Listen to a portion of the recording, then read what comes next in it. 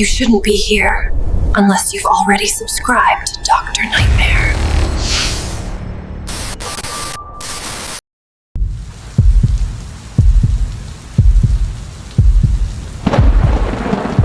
The Whistler in the Fog. The priest's scream wasn't just fear, it was agony. Something inside him broke, like an ancient truth he had long tried to suppress had finally clawed its way to the surface. Hannah rushed to him, but he pushed her away. "Don't touch me," he whispered. "It's chosen me now." His eyes were vacant, pupils wide as though staring into a void no one else could see. His hands trembled as he backed into the corner beneath the stained glass window of St. Peter. The whistling was still there, now softer, mournful, like it regretted the chaos it brought, yet fed on it all the same. Hannah screamed at him, begged him to keep chanting, to finish the ritual.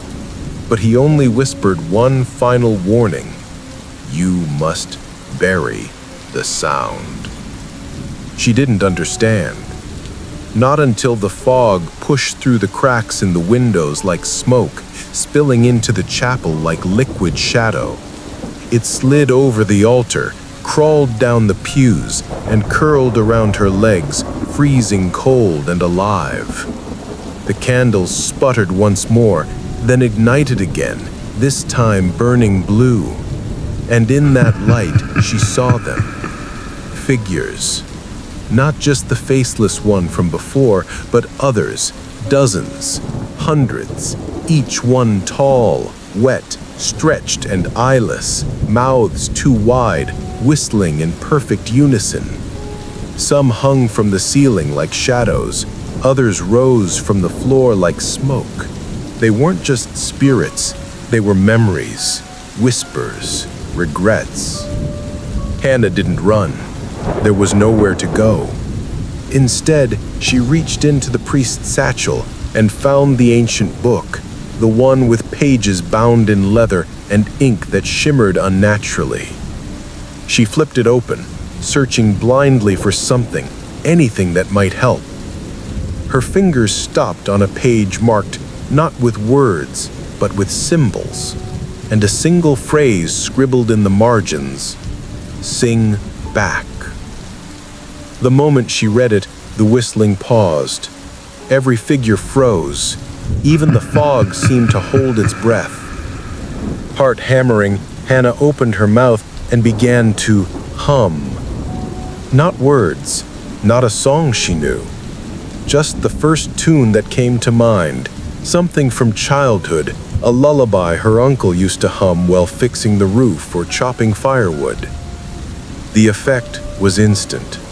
The nearest figure reeled backward, the whistle inside its throat choking into silence. Another collapsed like mist sucked into the floor. The fog recoiled, swirling with agitation. So she sang louder. The lullaby grew in strength, and as she poured everything into it, fear, hope, anger, the room began to glow. A golden hue, faint at first, then spreading like dawn breaking through storm clouds. The stained glass shook, the candles roared to life, the fog screamed. Not in sound, but in motion, violent slashing swirls trying to escape. The figures disintegrated one by one, their forms shattering like glass dropped from a rooftop. She kept singing. Her tears streamed down her cheeks, her throat burned. But she didn't stop. She sang until the chapel was empty again, until the last wisp of fog hissed out of the cracks in the door. She woke to soft morning light pouring through the broken stained glass, the warm colors casting fractured rainbows across the floor. The priest was gone. No blood, no sign of struggle. Only his robe folded neatly on the pulpit, and the old leather book left open to the page that had saved her. Hannah staggered outside. The town was silent. No birds, no cars, just the aftermath of a storm no one else seemed to have experienced. She didn't stay. She didn't speak. She drove for hours with the windows down, humming the lullaby over and over, afraid that if she stopped, it would return. At the edge of a desert highway, she burned the book, poured gasoline on it, watched the symbols curl and blacken in the flames. Then she buried the ashes and drove on. But she never stopped humming. And on rainy nights, she still hears it. Not loud, not angry, just nearby, waiting. She never returned to the lake, never spoke of the whistle again. But sometimes, late at night, others do. On forums, in YouTube comments, whispers of a tune that echoes through the fog. A sound that follows you long after the storm has passed. A curse that can only be survived if you never whistle back. And then came the letter. It arrived at the office of a small-town librarian in Vermont. No return address, yellowed paper. The envelope smelled faintly of mildew and something wet. Inside was a single page, handwritten in black ink. I saw it, in the fog. It stood just outside my window and watched. It never blinked, never moved. I didn't open the door, but it left something on the porch. A piece of my dream, a memory I didn't know it could take. Attached was a Polaroid. It showed a house, her house, but in ruins, as if burned. Trees blackened around it. Yet she was still living in that house. Nothing had happened. Not yet. She locked the photo in a drawer. 2 nights later, she woke up in the middle of the night to the smell of smoke. Her alarm didn't go off. Nothing burned, no fire trucks, but every picture frame in her home was melted, warped into the shape of mouths. And from outside, beneath the rain, she heard it again. That same whistle. Not from the woods, not from the lake, from inside the walls. She fled that night and never returned. She tried to warn others, but her emails were scrambled. Her phone malfunctioned. When she tried to tell her sister in person, her voice cracked and failed. All she could do was mouth the words, "It watches. It remembers." And now it was inside her memory, living in her mind like rot. She wrote everything she could in a notebook, not digital, not spoken, just ink on paper. She buried it in a cemetery under a nameless grave, hoping no one would ever find it. But someone did, and the cycle began again. The man who found the notebook was a groundskeeper. His name was Curtis. He wasn't superstitious, never read horror novels, never believed in ghosts, but he was curious. He found the small leather-bound book tucked beneath the roots of a crooked gravestone on a rainy Tuesday. The cover was damp but intact. There was no title, just a symbol etched in faint silver, a spiral wrapped in a jagged ring, like a throat coiling in on itself. He opened it. The first few pages were nonsense, scribbles, lines that looped into each other and broke off into nothing. But then he turned to a passage with real handwriting, clean, precise, dated just weeks ago. Do not read past this page unless you already hear it. If the rain feels heavier, if the shadows move wrong, stop now. The Whistler is already listening." He chuckled. Urban legend crap. Still, he pocketed the notebook and went home. That night, Curtis dreamed of fog. But it wasn't rolling across the ground. It was pouring upward. Thick clouds rising from the dirt like smoke from unseen fires. The cemetery was gone. In its place, rows and rows of people stood still, all of them facing the same direction, eyes wide, mouths open, and they were whistling. He woke up gasping, his ears ringing with the sharp, piercing tone. For the first time in years, he skipped work. He tried throwing the notebook away, but it kept returning. On the kitchen counter, on the passenger seat of his truck. Once it appeared on his chest while he slept. So he read more. The entries got darker. The author described losing time, hearing the whistle while brushing their teeth, only to blink and find the sun had gone down. One page was just the same phrase, written over and over.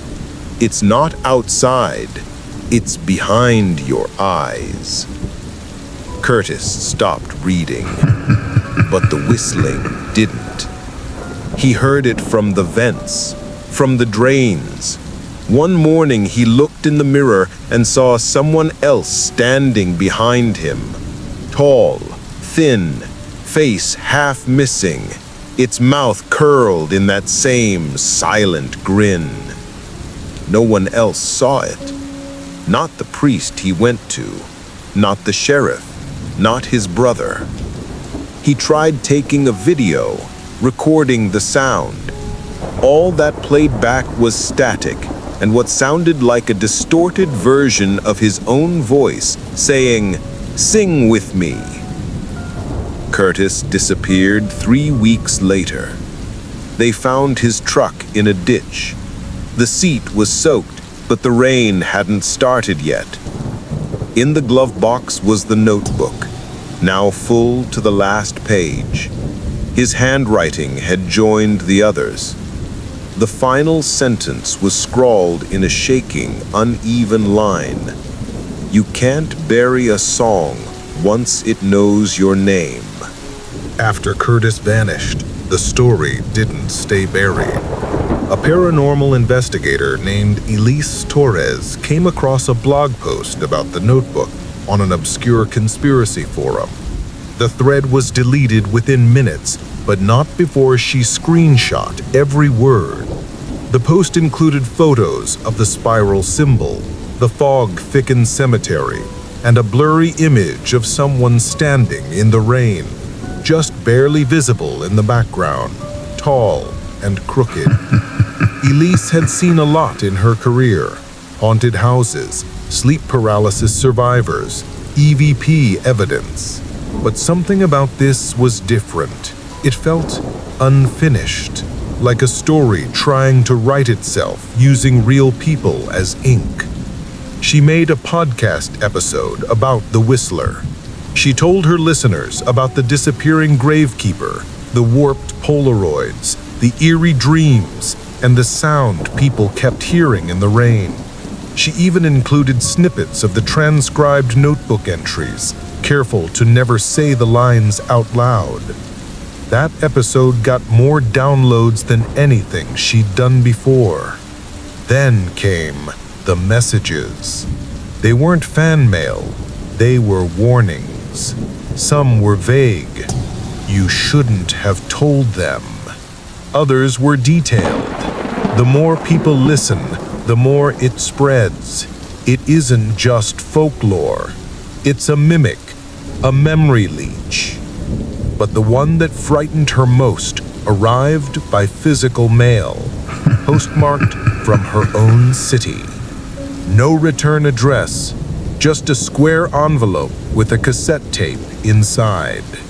Written in black marker were the words, "Do not play this at night." She laughed, probably some elaborate fan prank. She played it that night. It started with silence. Then came the rain. Not a gentle patter, but a sharp, metallic downpour, as if hail was striking tin. The tape warbled and bent, then a voice whispered something indecipherable. Then the whistle. 3 notes. Soft, sharp, lingering. She immediately hit stop, but she'd already heard it. The sound echoed inside her skull like tinnitus soaked in dread. From that night on, Elise changed. She no longer recorded in her studio. She covered her mirrors. Her voice grew raspier. She stopped responding to emails. Her show went on hiatus with a vague announcement about health concerns. But listeners said the old episodes had changed. They weren't the same as before. The music cues had shifted. Strange noises appeared in the background. And in the final seconds of one episode, one Elise had posted a year before, someone claimed they heard her voice, low and cracked, whispering a phrase that hadn't been there before. "Whisper back, and I'll know where you are." 6 months later, a teenager named Nolan downloaded Elise's back catalog. He was a horror fan, into ARDs and analog-style mysteries. The Whistler story fascinated him. More than Slender Man, more than the Backrooms. It felt deeper, more dangerous. He thought it was all just viral fiction, until he listened to that one episode, alone, at night, with headphones. He remembered hearing nothing at first, then a soft, slow hiss in the left channel. Then the rain started, but not ordinary rain. It was too rhythmic. It felt like footsteps in water, getting closer. And then, behind it all, the whistle. 3 notes. He pulled the headphones off in a panic, but the sound didn't stop. It was still playing. From his laptop? From the window? From inside? He ripped the battery out of his device, shut everything down, but when he stood still, he could still hear it. Not through his ears, but inside his head. The next morning, he found a note under his pillow. Not printed, not typed. Handwritten in the same jagged ink Elise described in her show. You heard it. You carried it. Now it remembers you. He told no one, not even his parents. But he started live streaming every night on a new anonymous account, hoping if he could document what he was experiencing, he could stop it from getting worse. The streams were strange. The background always flickered. Sometimes you could hear tapping from inside his closet. Other nights, you'd see his breath, like the temperature dropped suddenly. And once, during a storm, the camera glitched, and for exactly 3 seconds, viewers saw something behind him. A shape. Long arms, its mouth stretched open, not moving, but whistling. The chat exploded. People said it was fake. Others begged him to stop. But Nolan kept going, until the final stream. He didn't appear on camera that night. Instead, the stream opened to an empty chair. Rain hit the window behind it, loud, sharp. The room looked wrong, slightly tilted, like gravity had shifted sideways. 30 minutes passed. Then came the sound.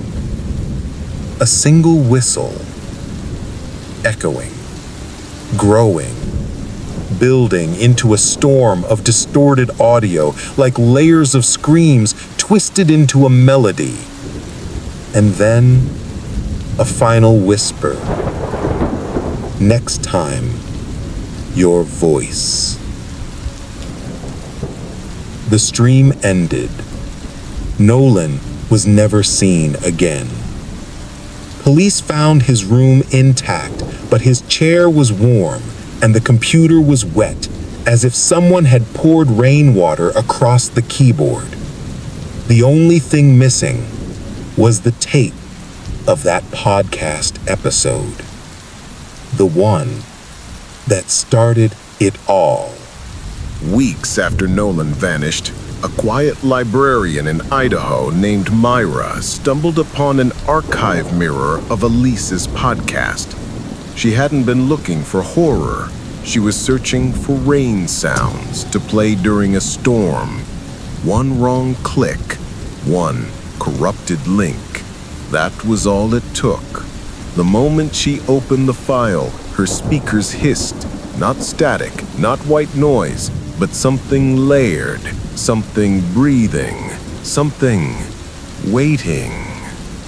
She clicked out, closed the tab, shut her laptop. But the noise continued, not from the computer, from behind her bookshelf. She froze. The building was empty. No rain outside, no wind, just the dull echo of something moving behind the walls.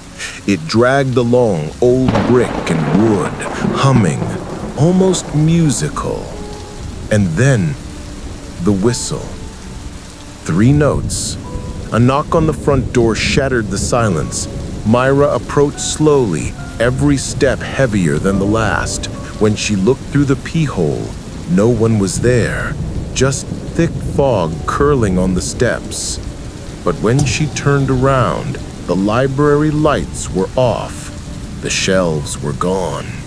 In their place, mirrors, dozens of them, floor to ceiling, stretching out into a space that no longer resembled the library at all. She was no longer alone. A shape stood behind the glass. Not her reflection, not anything human. It was blurry, its edges undefined, like it hadn't finished forming yet. As she stared, its mouth began to move, not speaking, whistling. She screamed and sprinted through the maze, but every mirror showed her the same thing. Herself, a few seconds delayed, mouth open, eyes wide, as if caught in a loop of terror that hadn't happened yet. She collapsed near the checkout desk, her hand trembling over the computer mouse. The screen flickered to life.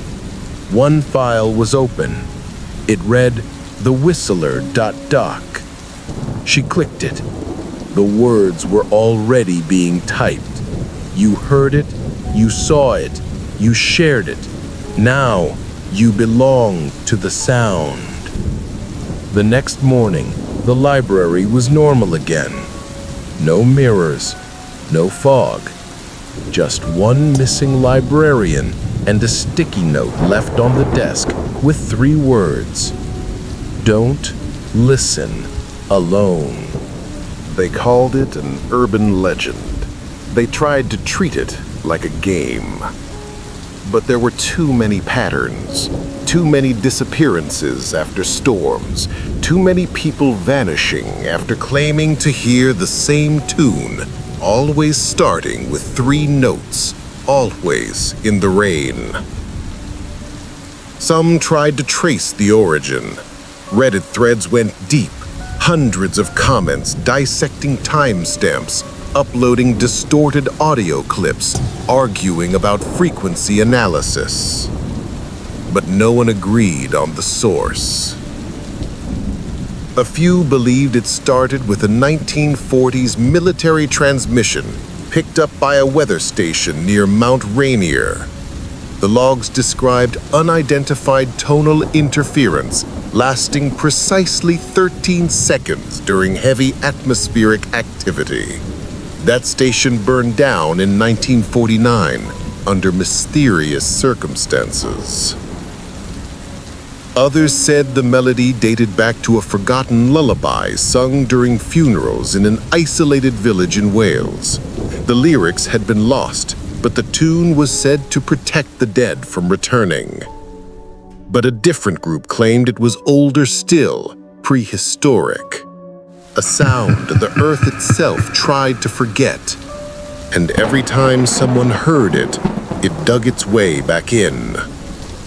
One day, an audio engineer named Jackson Haynes decided to create a digital filter to remove the whistler frequency. He believed the note wasn't supernatural, just an anomaly, a quirk in pitch that affected human perception. He built a filter, uploaded it, tested it on every known clip, and for a while it worked. Listeners said they felt cleansed, like the pressure in their skulls had vanished, like something had left them. Then came the backlash, not from people, but from the systems themselves. Hard drives failed. Jackson's software deleted itself. His phone began speaking back to him at night, his own voice whispering reversed lullabies. One morning, he found a file called undo.wave on his desktop. He played it and screamed. His neighbors reported hearing him shout the words, "It put something in me." Then silence. Police found nothing in the house, but on the windows, just above the condensation from that night's rain, someone had drawn the spiral again. A mouth, inside a mouth, inside a mouth. The filter had worked, but only for a moment. Because the whistler doesn't just want to be heard, it wants to be remembered. And Jackson had helped it evolve. After Jackson vanished, there was a change. Subtle at first, then catastrophic. Rain began falling in places where it hadn't for months. Entire towns soaked in unexpected downpours. The sound of wind became more melodic. Reporters mentioned strange whistling during broadcasts. Static-riddled radio hosts paused mid-sentence and blinked in confusion as something invisible passed through them. And those who had once heard the whistle before, they heard it again. But it was no longer outside their homes. It was inside their heads, inside their dreams.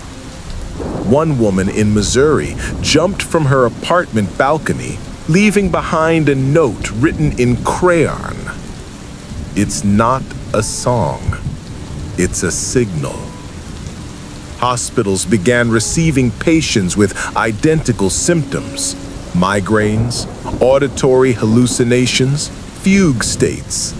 Many hummed under their breath. All of them had watched, listened to, or read something connected to the Whistler story in the last month. Governments tried to erase it. Websites were shut down, forums scrubbed, podcast archives deleted. But it didn't matter. You can't delete a melody once people start humming it in their sleep. And that's when the world learned the truth. The Whistler didn't want death. It wanted resonance. Every person who heard the sound carried it forward like an antenna, broadcasting its presence to others. Not just through devices, through memory, through silence, through rain. When it rained, The sound traveled farther, cleaner, like water was its true medium. And then it happened. A global thunderstorm, triggered by unknown climatic shifts, circled the Earth over 7 days. In that week, the whistle was heard on every continent. Subtly, quietly, but unmistakably. And after that week, nothing. No more stories, no more sightings. Only one final transmission picked up on a ham radio channel by a storm chaser in Argentina. Just a whisper. Now, you all know the tune. You probably think you're safe. That because this is just a story, something on the internet, something written in a thread or a video script, or whispered in a dark room, that you're immune. You haven't heard the tune. Not yet. But do you feel it? That pressure in the back of your ears when it rains? That stillness between wind gusts? That moment at night when the electricity flickers and you think you hear something behind you, but when you turn, it's just silence? That's the sound holding its breath, waiting, not for you to believe, but for you to remember. Because this isn't the end of the story. It never ends. It loops. Every time someone reads these words, every time someone tells the story or plays that one clip, it echoes again. And now, it's inside you. You may not have heard it with your ears, but your mind already knows the pattern. 3 notes. Soft, sharp, lingering. The next time it rains, when the wind howls and the power dips, listen closely. And if you hear it, God help you. Do not whistle back. The priest's scream wasn't just fear, it was agony. Something inside him broke. Like an ancient truth he had long tried to suppress had finally clawed its way to the surface. Hannah rushed to him, but he pushed her away. "Don't touch me," he whispered. "It's chosen me now." His eyes were vacant, pupils wide as though staring into a void no one else could see. His hands trembled as he backed into the corner beneath the stained glass window of St. Peter. The whistling was still there, now softer, mournful, like it regretted the chaos it brought, yet fed on it all the same. Hannah screamed at him, begged him to keep chanting, to finish the ritual, but he only whispered one final warning. "You must bury the sound."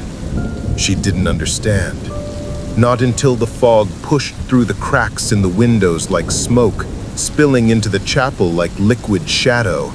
It slid over the altar, crawled down the pews and curled around her legs, freezing cold and alive. The candles sputtered once more, then ignited again, this time burning blue. And in that light, she saw them. Figures. Not just the faceless one from before, but others. Dozens, hundreds, each one tall, wet, stretched and eyeless, mouths too wide, whistling in perfect unison. Some hung from the ceiling like shadows. Others rose from the floor like smoke. They weren't just spirits. They were memories, whispers, regrets. Hannah didn't run. There was nowhere to go. Instead, she reached into the priest's satchel and found the ancient book, the one with pages bound in leather and ink that shimmered unnaturally. She flipped it open, searching blindly for something, anything that might help. Her fingers stopped on a page marked not with words, but with symbols, and a single phrase scribbled in the margins. Sing back. The moment she read it, the whistling paused. Every figure froze. Even the fog seemed to hold its breath. Heart hammering, Hannah opened her mouth and began to hum. Not words, not a song she knew, just the first tune that came to mind. Something from childhood, a lullaby her uncle used to hum while fixing the roof or chopping firewood. The effect was instant. The nearest figure reeled backward, the whistle inside its throat choking into silence. Another collapsed like mist sucked into the floor. The fog recoiled, swirling with agitation. So she sang louder. The lullaby grew in strength, and as she poured everything into it, fear, hope, anger, the room began to glow. A golden hue, faint at first, then spreading like dawn breaking through storm clouds. The stained glass shook, the candles roared to life, the fog screamed, not in sound, but in motion, violent, slashing swirls, trying to escape. The figures disintegrated one by one, their forms shattering like glass dropped from a rooftop. Hannah kept singing. Tears streamed down her cheeks, her throat burned, but she didn't stop. She sang until the chapel was empty again, until the last wisp of fog hissed out of the cracks in the door. And then she collapsed. She awoke to soft morning light pouring through the broken stained glass, the warm colors casting fractured rainbows across the floor. The priest was gone.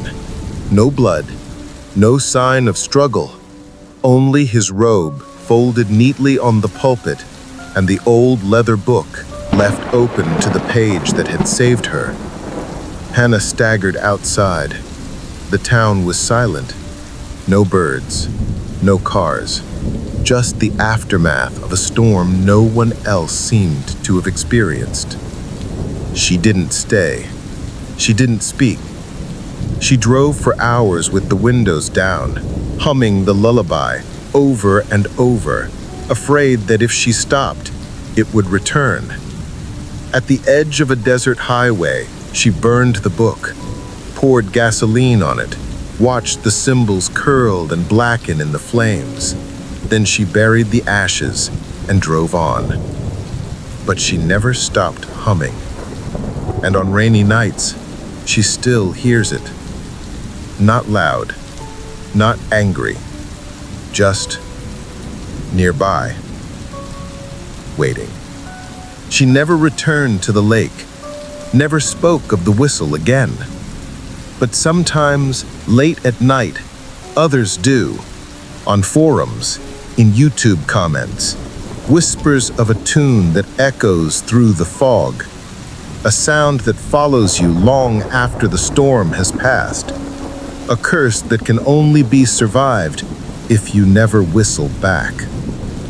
A week after the last recorded whistle transmission, a janitor cleaning out an abandoned broadcasting tower in northern Maine discovered a locked cabinet sealed with black tape and rusted bolts. Inside was a reel-to-reel recorder still running. Its tape had worn thin, melted in places, yet it spun on, slow and steady, as if untouched by time. The janitor didn't think much of it until he played the reel. What he heard wasn't music. It wasn't static either. It was a voice, soft, genderless, repeating a single sentence over and over. It's quiet now, but silence is just the breath before the scream. The janitor went home and didn't return the next day. A police wellness check found his apartment empty, untouched, except for the shower running and the mirror fogged with condensation. Scrawled into the steam with a finger was the spiral. Later, one of the officers began humming a strange tune without realizing it. She claimed she'd never heard it before. But when a detective played her an old segment from Elise's podcast, She froze. It was the same melody. She wept, not because she remembered it, but because she didn't. She only knew it was hers, her lullaby. And when asked where she'd heard it, she whispered, "I don't know. Maybe I dreamed it. Maybe someone whistled it outside my window when I was 5. But I think it's always been there." A new rain fell that evening. Hard, heavy, sharp, like teeth on tin. Somewhere, deep in the fog that clung to telephone wires and street signs, something moved, without shape, without sound, without time. But you could feel it watching, listening, waiting for someone, anyone, to whistle back. And deep beneath that tower in Maine, the reel-to-reel recorder spun again. Not powered, not wound, but alive. A new voice had joined the others. This time it was a child, a girl humming a tune, and then whispering. It's not a song, it's a door. The room grew cold, the tower's foundation cracked, and somewhere, through a radio no one was listening to, came 3 notes. Soft, sharp, lingering. And now, it's your turn.